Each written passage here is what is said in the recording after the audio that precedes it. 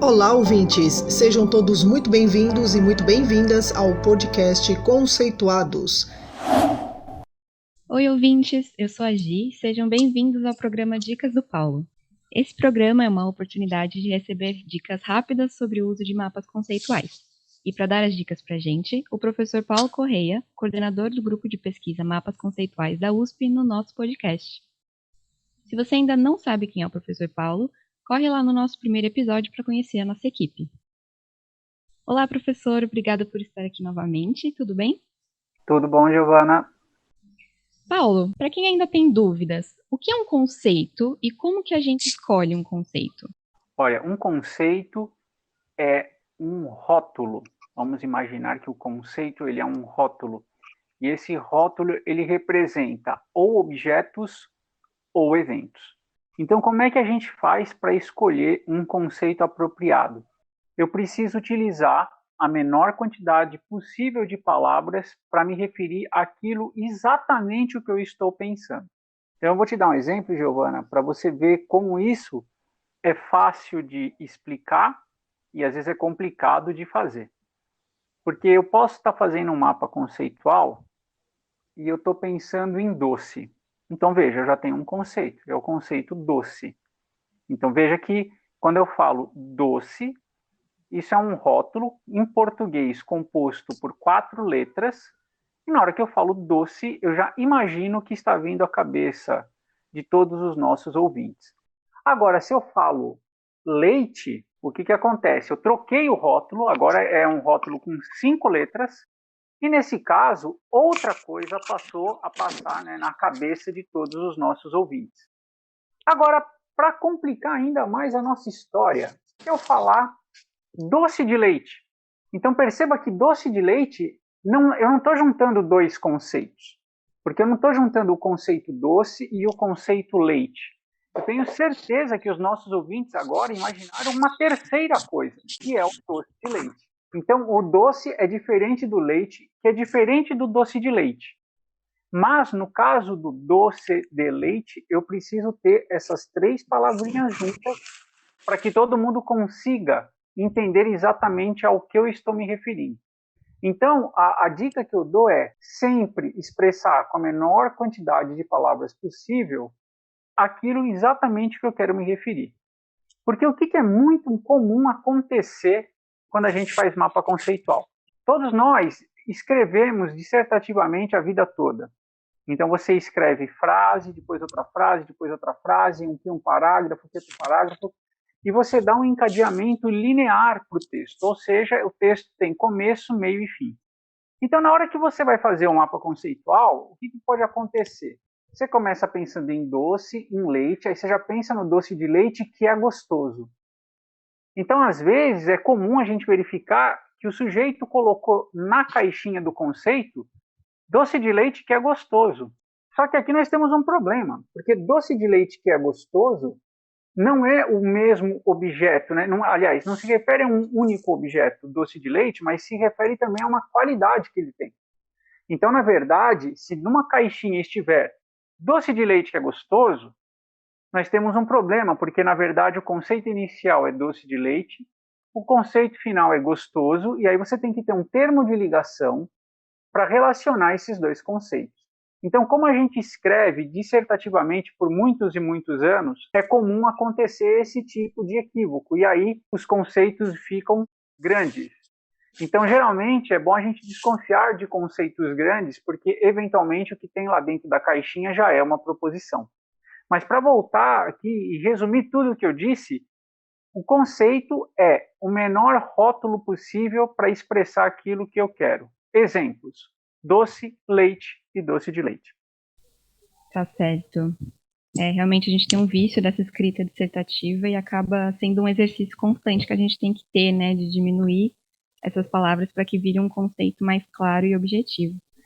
E, professor, o mapa ele é feito para agradar a alguém? No caso, por exemplo, de um mapa pedido por um professor, ele deve ser feito para agradar o professor? Olha, Giovana, essa é uma excelente pergunta e a gente tem que sempre pensar que as coisas que a gente faz, elas cumprem algum objetivo. Então, o que a gente precisa considerar é, por que o meu professor solicitou esse mapa?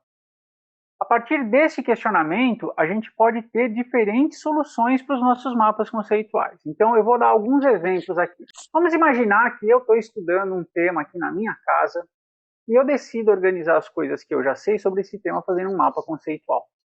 Veja, esse mapa conceitual, ele é para mim. Então, vamos parar um pouco e pensar assim, né? Para quem que é um mapa conceitual? Nesse primeiro exemplo que eu estou dando, o mapa conceitual é para mim. Eu estou fazendo ele porque eu quero organizar os meus conhecimentos sobre esse tema que eu estou estudando, para que, depois de algum pouco tempo de estudo, eu consiga entender cada vez mais e mais esse tema até virar um especialista. Por outro lado, eu posso imaginar um professor que peça para o seu aluno fazer um mapa conceitual sobre um tema que ele acabou de estudar. Então, veja que aqui as coisas mudam um pouco de figura, né? Porque esse mapa conceitual ele não é feito pro mapeador. O mapeador faz esse mapa conceitual e esse mapa conceitual vai ser entregue para uma outra pessoa. Eventualmente, esse professor vai avaliar a aprendizagem do aluno usando esse mapa conceitual. A gente ainda teria um outro cenário para tentar desmistificar que sempre é o professor que pede o mapa, né? Então, vamos imaginar uma disciplina, um curso, onde na aula que vem, os alunos vão discutir um determinado tema e, para se preparar para essa discussão, cada aluno faz um mapa conceitual individual. Então, o que nós teríamos aqui? Você fazendo o seu mapa individual, eu fazendo o meu mapa individual, e esse mapa é para os alunos, é para o grupo de alunos que vai se formar na próxima aula para discutir este tema. Então, veja que nesse caso, primeiro, né, esse mapa não é para mim. Então, eu tenho que caprichar um pouco mais nele. Por quê? Porque eu vou comunicar as minhas ideias para alguém. No segundo caso que eu dei de exemplo, era o professor, ele ia fazer a avaliação da aprendizagem. Nesse terceiro caso que eu dou de exemplo, quem vai se beneficiar do meu mapa é o meu próprio colega. E nós vamos trabalhar colaborativamente durante a próxima aula a partir das ideias representadas nos mapas. Então, com tudo isso, a gente acaba mostrando o seguinte: o mapa conceitual ele é sempre feito para alguém. E claro que, aproveitando a sua pergunta, o objetivo é sempre agradar. Agora, o que geralmente acontece é que a gente se empolga ao descobrir os mapas conceituais e começa a fazer mapa conceitual de tudo, começa a fazer mapa conceitual de qualquer jeito, e aí esse mapa conceitual feito sobre tudo e de qualquer jeito, ele perde a sua qualidade de comunicar as nossas ideias para as outras pessoas. Então, eu acho que para responder essa pergunta que você me fez, o mais importante de tudo é a gente identificar para quem é um mapa conceitual e o que essa pessoa está esperando fazer com o mapa conceitual que a gente vai criar. A partir disso, as nossas chances de agradar a pessoa que vai receber o mapa, seja um nosso colega numa disciplina ou num curso, seja o professor que vai nos avaliar, é sempre muito maior. Como que a gente pode montar uma avaliação usando um mapa conceitual?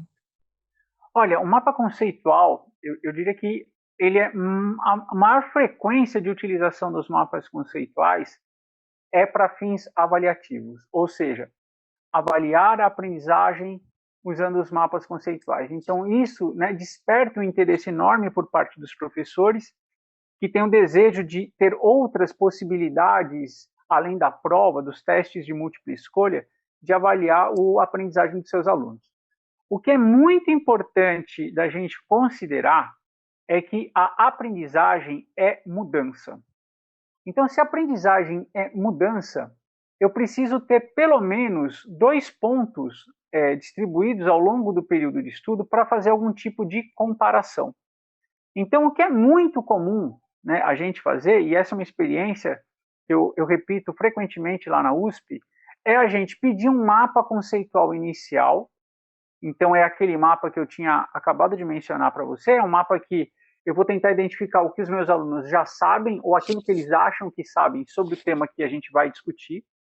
A gente faz um período de estudo aí de 5 aulas, um pouco mais, um pouco menos, discutindo e aprofundando esse tema.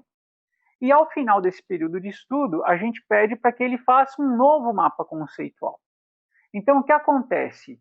A diferença daqueles conteúdos, daqueles conceitos que aparecem no mapa do final do período de estudo, em comparação com os mapas iniciais, eles vão me dar elementos, subsídios, para verificar se houve aprendizagem. E o mais interessante é que, nesse caso, eu ainda consigo avaliar se a aprendizagem ela foi do tipo mecânica ou superficial, ou se, por outro lado, ela foi significativa ou profunda, desde que esse planejamento exista, considerando a solicitação de 2 mapas conceituais que me permitam comparar a evolução do aluno ao longo da disciplina. Entendi. Muito interessante esse uso do mapa para avaliação. Bom, tá certo então, professor. Lembrando que a gente recebeu hoje dicas em relação à escolha dos conceitos para o nosso mapa, a importância de entender para quem o mapa está sendo feito e qual o seu objetivo com ele, e como o mapa pode ser utilizado no processo de avaliação da aprendizagem. Muito obrigada pelas dicas de hoje, Paulo. Agora é só praticar. Nos vemos no próximo episódio de Dicas do Paulo.